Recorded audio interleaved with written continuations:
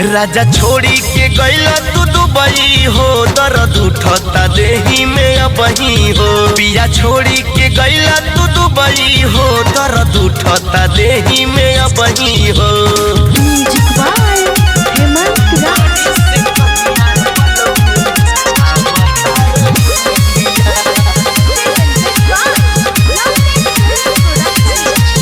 पिया पलंग पलंग टूटे जब राती के जानी हम सूते। हे राजा पिया पलंग पलंग टूटे जब राती के जानी हम सूते। जगले जगले बीते रतिया आवे नहीं निंदिया।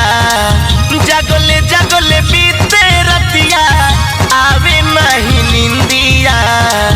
दुबई से कहिया बलमू अवतार इंडिया।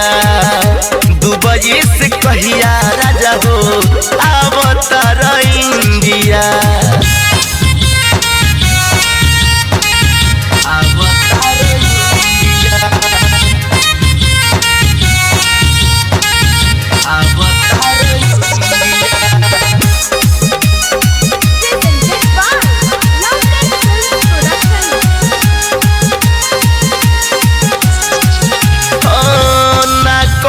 चिट्ठी नहीं भेजला संदेश हो। कहे इतना देत बाड़ा राजा जी कलेश हो। ना कोनो चिट्ठी नहीं भेजला संदेश हो। कहे इतना देत बाड़ा राजा जी कलेश हो। काहे इतना देत बाड़ा राजा जी कलेश हो।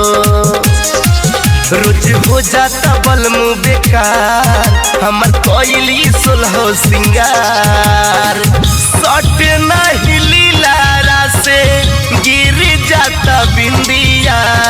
सट नहीं लीलारा से गिर जाता बिंदिया। दुबई से कहिया बलमू अवतार इंडिया। दुबई से कहिया पियऊ अवतार India. Music by Hemant Raj.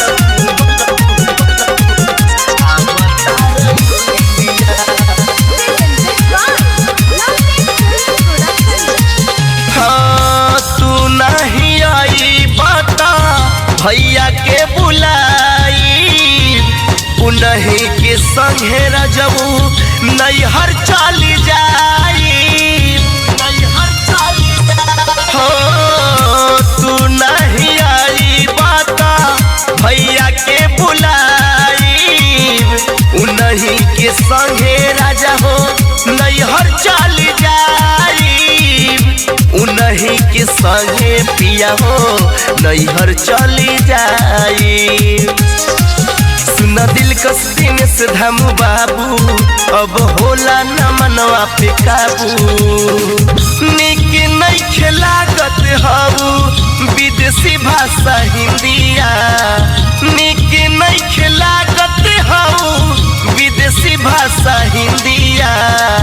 Dubai से कहिया बलमू अवतार इंडिया। दुबई से कहिया पिया हो अवतार इंडिया। पिया पलंग पलंग टूटे जब राती के जानी हम सूते। जगले जगले बीते रतिया आवे नहीं निंदिया।